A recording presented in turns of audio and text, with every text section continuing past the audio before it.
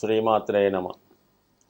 ఈ వీడియోలో మనం మకర రాశి వారికి సొంత గృహం ఏర్పడాలంటే ఏ విధమైన పరిహారాలు చేసుకోవాలి, అలాగే ఎటువంటి జాగ్రత్తలు తీసుకోవాలనే విషయాన్ని మనం పరిశీలిద్దాం ఈ వీడియోలో. ఎవరికన్నా గృహయోగం ఏర్పడాలన్నా, వారసత్వంగా పెద్దవారి నుంచి గృహం రావాలన్నా, వాడు పుట్టినటువంటి జన్మజాతకంలో మరి ఆ యోగం ఉంటే, అలాగే నవాంశ అలాగే చతుర్థాంశ అటువంటి చక్రాల్లో ఈ చతుర్థ భావం ఈ గ్రహాల యొక్క బలం అనుకూలంగా ఉన్నప్పుడు కంపల్సరీగా వాడి జీవితంలో గృహయోగం ఏర్పడుతుంది. మకర రాశి వారికి ఏదన్నా కష్టపడి సాధించవలసిందే తప్ప ఏది కూడా సునాయాసంగా రాదు. ఎవరి దగ్గర నుంచి కూడా పెద్దగా సహకారం కూడా ఉండదు.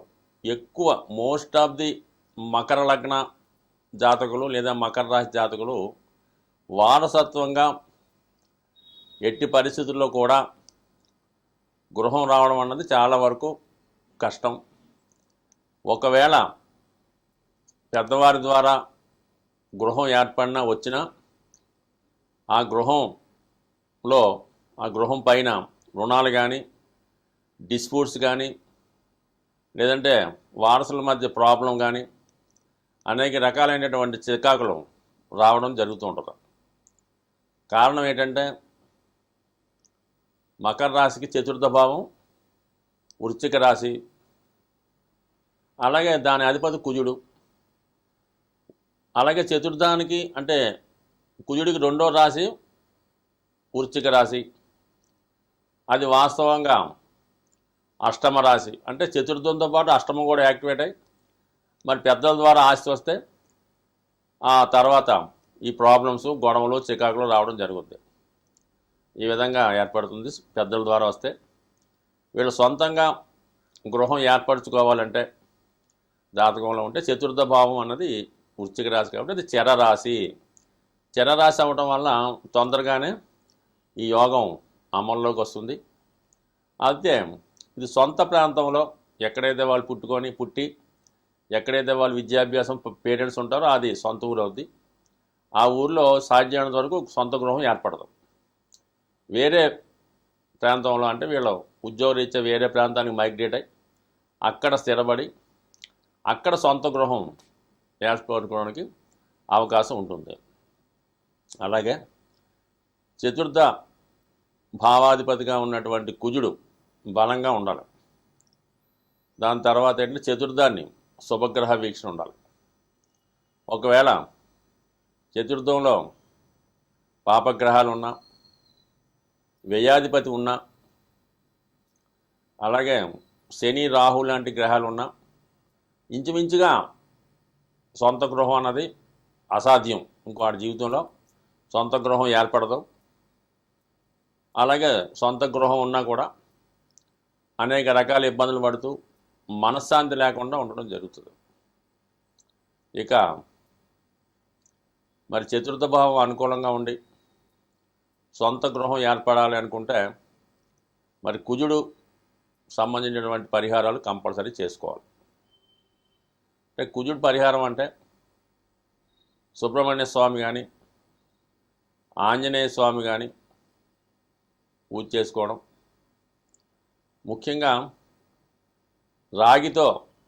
రాగితో తయారు చేసినటువంటి విఘ్నేశ్వరుడి విగ్రహాన్ని బొటనవేలు ప్రమాణంలో ఎటువంటి గొల్ల లేకుండా సాలిడ్గా ఉన్నటువంటి విగ్రహాన్ని, మంచి వెయిట్గా ఉండాలన్నమాట. అటువంటి విగ్రహాన్ని తయారు చేయించి ఇప్పుడు మార్కెట్లో కూడా దొరుకుతుంటాయి. అటువంటి విగ్రహాన్ని తీసుకొని ఒక శుభముహూర్తాన్ని అంటే మీకు మీ జన్మ నక్షత్రానికి క్షేమతారలో కానీ సాధనతారలో కానీ మరి ఆ రోజు ఆ విగ్రహాన్ని పూజా మందిరంలో ఒక చోట పెట్టి ఎరుపు రంగు పూలతో కానీ సింధూరంతో కానీ పూజ చేయడం, అలాగే కుంకుమ కలిపినటువంటి వాటర్తో అభిషేకం చేయడం, విఘ్నేశ్వరుడు సంబంధించిన అష్టోత్తరం కానీ కనీసం 16 నామాలు కానీ ప్రతిరోజు చదవడం వల్ల సుమారుగా ఒక మార్గం ఏర్పడుతుంది మీకు. ఏ విధంగా సోర్స్ అంటే ప్రభుత్వం వారి వల్ల రుణం ద్వారానా లేదా మనం సొంతంగా కొనుక్కోగలమా, ఏదో సోర్స్ ఏర్పడుతుంటుంది. ఆ విధంగా మీకు ఒక మార్గం కనబడడం జరుగుతుంది. అలాగే రుణ ప్రయత్నం చేస్తుంటే రుణం కూడా లభించి సొంత గృహం ఏర్పడడం జరుగుతూ ఉంటుంది. అయితే మీకు గృహం ఏర్పడింది, కొనదాం అనుకున్నాం, బ్యాంక్ లోన్ అంతా వచ్చింది, మరి మనం అడ్వాన్స్ ఇస్తాం కదా, ఆ అడ్వాన్సు ఇచ్చే సమయంలో మీరు మీ యొక్క సోదరుల దగ్గర నుంచి, అంటే మీ తమ్ముడు అవ్వచ్చు, సిస్టర్ అవ్వచ్చు, మీ తర్వాత పుట్టిన వాళ్ళు ఎవరైనా ఉంటే వారి దగ్గర కొంత ధనం తీసుకోండి. గృహ నిర్మాణం నిమిత్తం వాళ్ళ దగ్గర ఎంతో కొంత, కనీసం మినిమం అన్న పర్లేదు తీసుకొని ఆ ధనాన్ని కలిపి మీరు భయానగా అడ్వాన్స్గా ఇవ్వండి. తొందరగా మీకు ఆ గృహం మరి ఆ పనులు అయి పూర్తి, రిజిస్టరింగ్ గట్టా పూర్తి, సొంతంగా మీకు తొందరగా మీ సొంతానికి అది పూర్తి అవుతుంది. అలాగే కొంతమంది పాపం ఏదో కారణాల వల్ల రుణం చేస్తూ ఉంటారు, అప్పు చేస్తారు, చాలా కష్టం తీరదు. అటువంటి సమయంలో మీరు ఏం చేయాలంటే మీ నక్షత్రానికి 6వ నక్షత్రం అనేది సాధన తార వచ్చే రోజున కొంత ధనం మీ తమ్ముడి వద్ద కానీ చెల్లెల వద్ద కానీ తీసుకొని అది తీర్చడం మొదలెట్టాలన్నమాట. ఇంకా దాన్ని అంటే వడ్డీలో కాకుండా అసల్లో జమేసుకోవాలన్నమాట ఆ అమౌంట్. అక్కడ నుంచి మరి ప్రతి 9 రోజులకు ఒకసారి సాధన తార రావడం జరుగుతుంది కాబట్టి ప్రతి 9 రోజులు కూడా ఎంతో కొంత రీపేమెంట్ చేస్తుండాలి. 100, 500, 1000, 1 lakh మీ స్థాయిని బట్టి ప్రతి సాధన తార వచ్చిన రోజు కూడా మీరు కొంత అమౌంట్ డిపాజిట్ చేస్తే నెమ్మదిగా ఒక 10-15 వారాలకి నెమ్మదిగా అప్పు తీరిపోద్ది, దాని సోర్స్ కనబడుతుంది. అలాగే రుణదాతల నుంచి ఎటువంటి ఒత్తిడి ఉండదు. ఈ విధంగా చేసుకోవడం వల్ల తొందరగా రుణముక్తులు అవుతారు. ఇది ఈ రుణముక్తులు అవడానికి మరి తొందరగా రుణం రానకు కూడా ఆ విధంగా చేసుకొని ఆ గృహం ఏర్పాటు చేసుకుంటే చాలా అనుకూలంగా ఉంటుంది. అయితే సాధారణంగా మరి ఆ గృహానికి సంబంధించినటువంటిది ఎటువంటి వాస్తు దోషాలు లేకుండా చూసుకోవాలి మెయిన్. ఎందుకంటే చతుర్థ భావం అన్నది ఇక్కడ ఎలాగొచ్చిందంటే చతుర్థ భావం నుంచి అష్టమాధిపతి కూడా కుజుడయ్యాడు. అలాగే మకర రాశి చతుర్థ భావం మన మేషరాశి అయితే దాంట్లో మకరానికి అష్టమాధిపతి అయినటువంటి రవి అక్కడ ఉచ్చి పొందుతున్నాడు, అదొక ప్రాబ్లం. లగ్నాధిపతి రాష్ట్రాధిపతి అయినటువంటి శని అక్కడ నీచి పొందుతున్నాడు.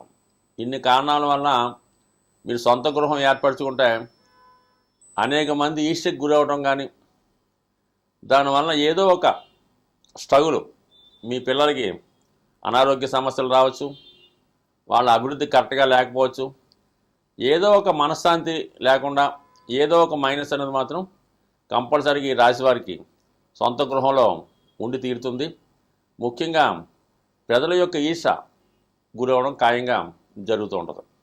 సో మరి ఇవన్నీ ఉన్నప్పుడు మనం ఏం చేయాలంటే ప్రతిదానికి కంపల్సరీగా ఈ మకర రాశి వారికి బాధకుడు కూడా కుజుడయ్యాడు అనమాట. లాభాధిపతి ఈ కుజుడు అవ్వటం వల్ల మకర రాశికి లాభాధిపతి కూడా కుజుడే అయ్యాడు కాబట్టి బాధకుడు అయ్యాడు అనమాట.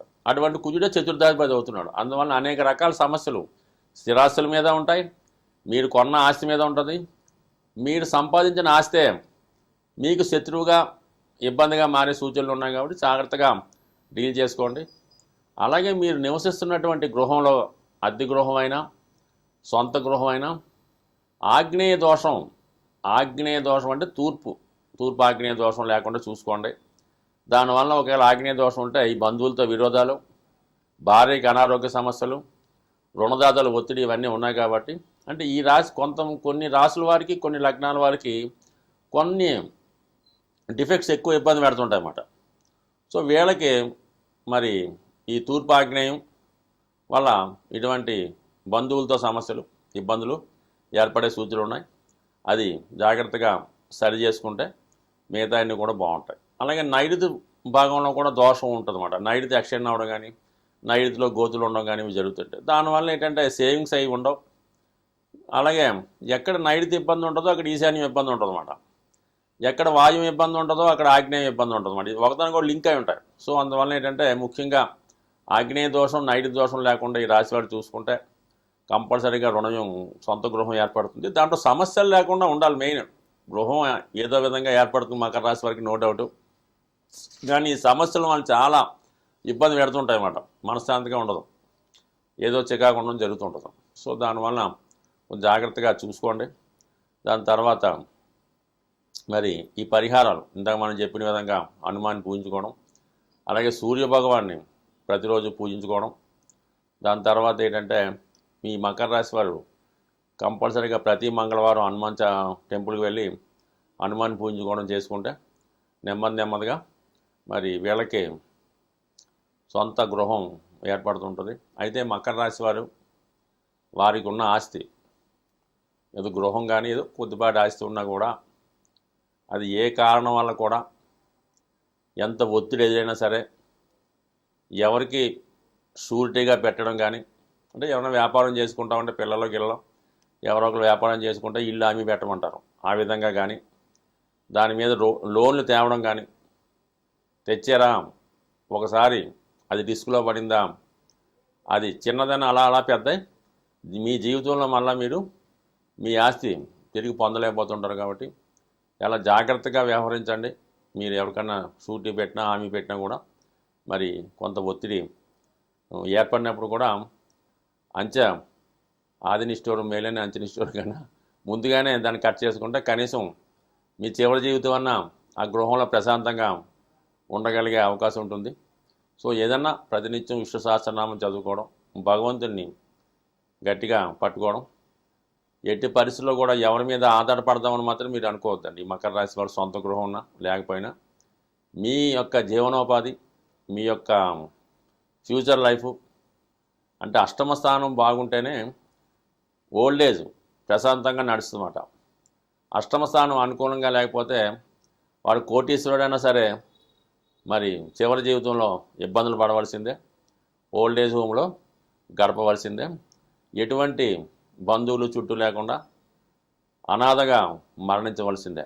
సో అందువలన కొంత జాగ్రత్తగా ఉండండి. మీ యొక్క తుది వరకు కూడా మీ యొక్క ఏర్పాట్లు మీరు మాత్రమే చేసుకోండి. ఎవరో వచ్చి మాత్రం మిమ్మల్ని చూస్తారన్నమాట ఎట్టి పరిస్థితులు కూడా మీరు అనుకోవద్దు. అంటే నిర్మోహమాటంగా చెప్తున్నాను మాత్రం మీరేం దయచేసి ఈ రాశివారు ఫీల్ అవ్వకండి. మీ జీవితం మీకే అర్థమవుతుంటుంది. ఈ విధంగా ప్రశాంతంగా ఉండండి. ఒక విధంగా మకర రాశి వారు సొంత ఆస్తి లేకపోతే ప్రశాంతంగా ఉంటారేమో అని నా ఉద్దేశం. సుమా అలా మెల్లగా మీరు ఫీల్ అవ్వకండి. ఎటువంటి ఆస్తి లేకపోతే మీరు ప్రశాంతంగా ఉండగలుగుతారు. ఆస్తి ఉంటే మళ్ళీ వాళ్ళు వీళ్ళు కొట్టుకోవడం, పిల్లలు రాయమండం, అన్నదమ్ములు కూడా చిక్కగా ఉంటుంది ఈ రాశి వారికి. లేకపోతే ప్రశాంతంగా హ్యాపీగా ఉంటుంది. బట్ ఏదైనా దైవాన్ని గట్టిగా పట్టుకోండి. జీవిత చివరి వరకు కూడా మీరు ఖచ్చితమైన ప్లాన్ మీద ఉండండి. మీ కొరకు మాత్రమే మీరు జీవించండి. అలాగే మీ పిల్లల కోసం, మీ భార్య కోసం మాత్రమే జీవించండి.